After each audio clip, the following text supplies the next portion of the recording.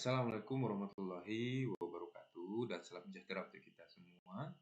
Kembali lagi pada channel Naluri Edukasi, Alam Takambang Jadi Guru. Nah, pada video kali ini saya ingin berbagi informasi ya, terutama ini rangkaian dari akun student mahasiswa sebelumnya, akun Tunitinnya yang sudah saya buatkan sebagai instruktur.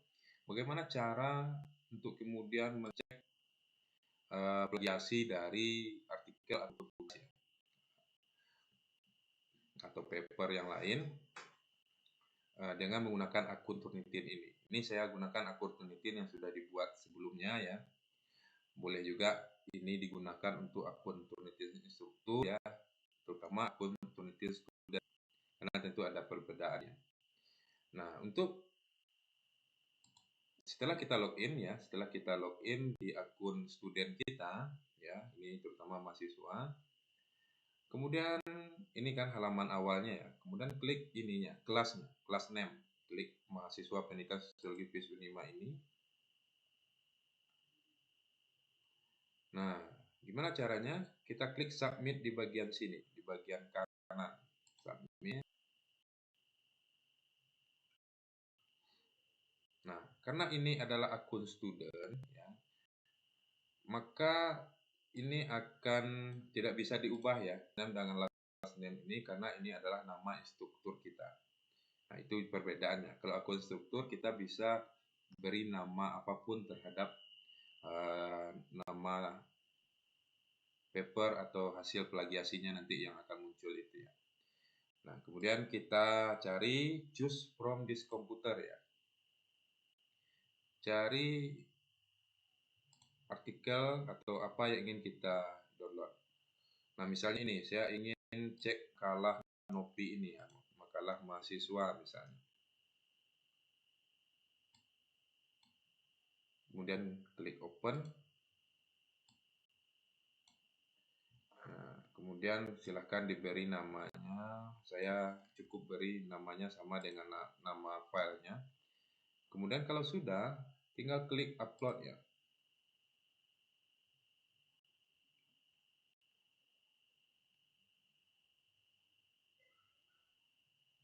Klik upload, kita tunggu dulu.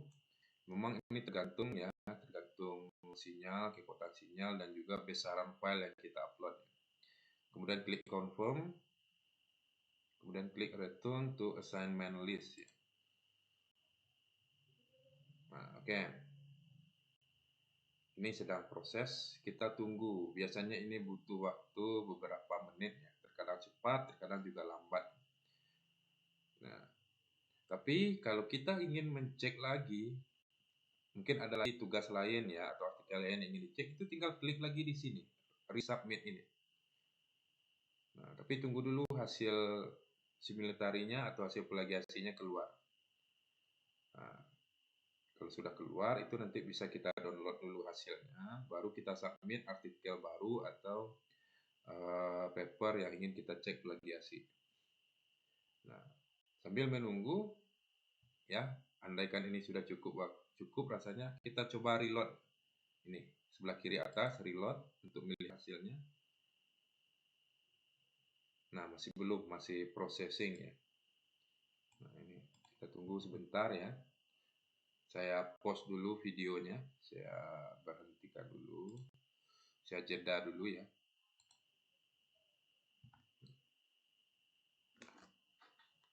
Nah, kemudian kita reload. Nah, ternyata ya, ini memang banyak kasus mahasiswa yang seperti ini ya. Tapi ini memang saya pikir ada tugas yang saya berikan tadi siang. Ada mungkin karena mau cepat-cepat ya ini mahasiswa. Makanya diambil dari internet, copy paste, ubah nama. Makanya plagiasinya 99% ya. Ini cuma ubah nama ini. Nah, kita klik ya yang warna merah tadi. Klik ini karena kita ingin melihat yang bagian mana yang plagiasinya.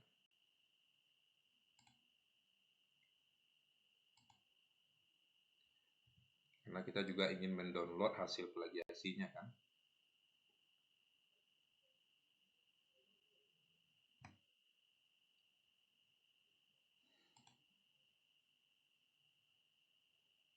ini ada sedikit tutorialnya ya. Tidak usah ini karena saya sudah tahu caranya. Bagi yang belum tahu boleh ikuti. Nah, ini kita lihat ya. Cuma bagian awal ini yang tidak terdeteksi similaritynya. Ini semua diambil dari net. Kita bisa cek juga internetnya dari mana ya. Oh, kan satu sumber ya, ini cuma dicari di Google, copy dari satu sumber ini, paste, ubah nama. Ya, memang banyak kasus-kasus mahasiswa seperti ini.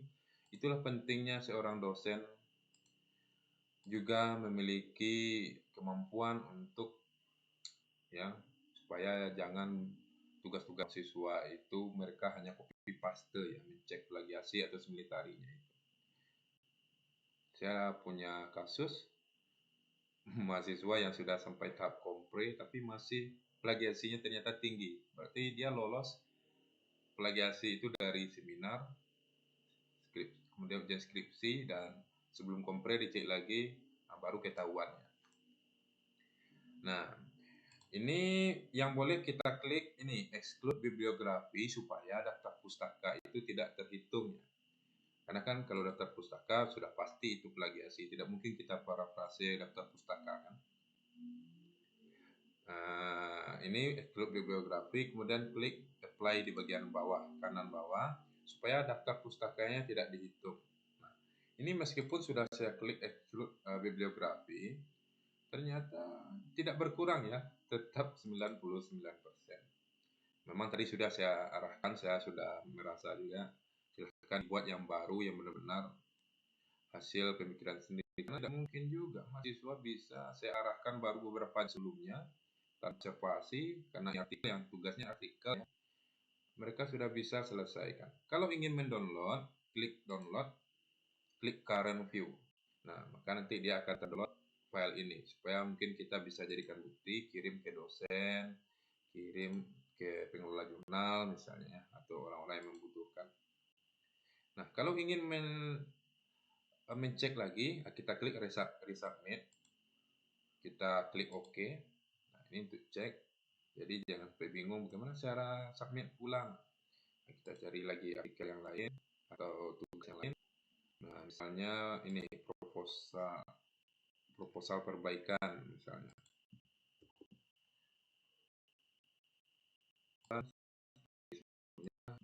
Pastikan saja di sini submission. Klik upload. Nah, jadi bisa ceknya itu berulang ya.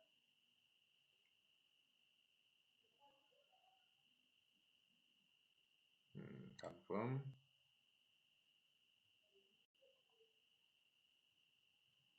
Kita tunggu. Nah, return to assignment list. Nah, ya, dia proses lagi. Jadi begitu caranya kalau kita ingin cek di file yang lain begitu. Mungkin itu saja. Saya pikir ini penting ya bagi dosen, terutama juga mahasiswa ya, untuk mencek sendiri hasil tulisannya. Dan tentu yang paling penting bagi dosen ya, supaya menghindari mahasiswa ini hanya copy paste ya, karena memang hobi sekali saya lihat mahasiswa seperti itu ya. Dan juga tentu mengedukasi bahwa membuat tugas itu usahakan buat sendiri ya, atau cari sumber-sumber yang memang tidak terdeteksi plagiasi misalnya. Itu bisa juga dilakukan ya. Oke, terima kasih. Mudah-mudahan informasi ini bermanfaat ya. Untuk support channel ini jangan lupa like, share, dan komen. Terutama subscribe ya, supaya channel ini berkembang tentunya, dan akan banyak lagi konten-konten edukasi yang bisa saya upload ya di channel ini, dan mudah-mudahan itu bermanfaat untuk orang-orang yang menonton. Terima kasih. Assalamualaikum warahmatullahi wabarakatuh, dan salam sejahtera untuk kita semua.